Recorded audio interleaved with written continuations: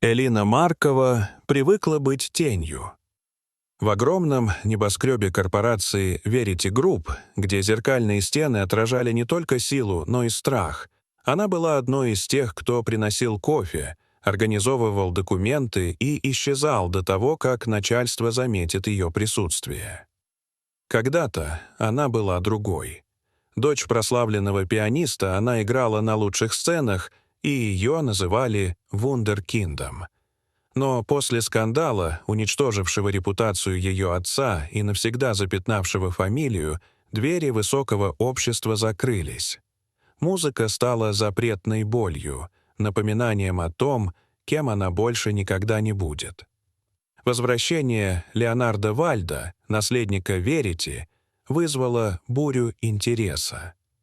Молодой, амбициозный, холодный, как стекло этого небоскреба, он вызывал страх и восхищение.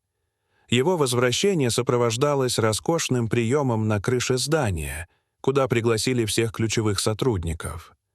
Элина оказалась там по долгу службы, чтобы подавать напитки. Она не ожидала, что он заметит ее. Но он заметил. «Ты Маркова?» — спросил он с ленивой насмешкой, держа бокал шампанского. «Говорят, когда ты играла, будто рождена для сцены. Интересно, остался ли хоть намек на талант?» Гости обернулись. Тишина стала острой. «Сыграй», — сказал он. «Сейчас». Это был вызов, приказ, унижение. Элина знала, что не может отказаться. Перед ней стояли люди, которые управляют миллиардами. И вот она, севшая за белое фортепиано в середине стеклянного зала под ночным небом. Первые ноты родились дрожащими. Потом крепче. Музыка заполнила пространство. Это был не концерт. Это была исповедь. Каждый аккорд был криком, шрамом, воспоминанием. Ветер разносил звуки в ночной город. Люди затаили дыхание. Когда последняя нота замерла, никто не смеялся. Леонард стоял неподвижно. Его циничный взгляд теперь был другим. Он начал искать встречи. Вызывал Элину под предлогами. Делал комплименты, изучал. Он хотел понять, кто она и почему не боится его.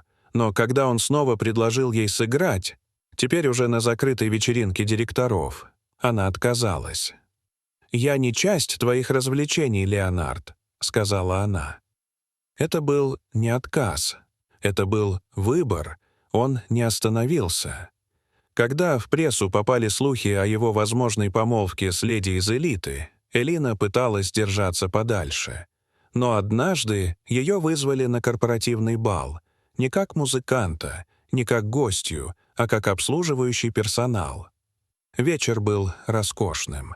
Свет, цветы, политика и интриги. Она двигалась между столами, стараясь не встречаться с его взглядом. Но он все равно нашел ее глазами. И в момент, когда скрипач уронил партитуру, Леонард резко повернулся. «Сыграй для нас». Все обернулись. Голоса затихли. Элина знала, если она откажется, будет свободна, но изгнана. Если согласится, пересечет грань, за которой нет пути назад. И она пошла. Музыка была другой. Теперь она не плакала. Она говорила. Уверенно. Громко. Каждый аккорд был не просьбой, а заявлением. Элина Маркова — не тень. Когда она закончила, тишина была полной. Леонард подошел к ней и протянул руку. Его отец, глава совета директоров, встал. Все здание замерло.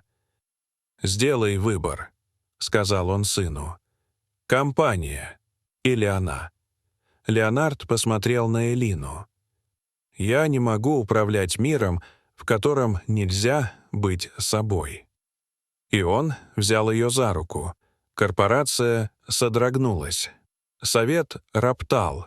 Акционеры негодовали. Но впервые за много лет Элина чувствовала, что она снова играет. Не потому что должна, а потому что выбирает.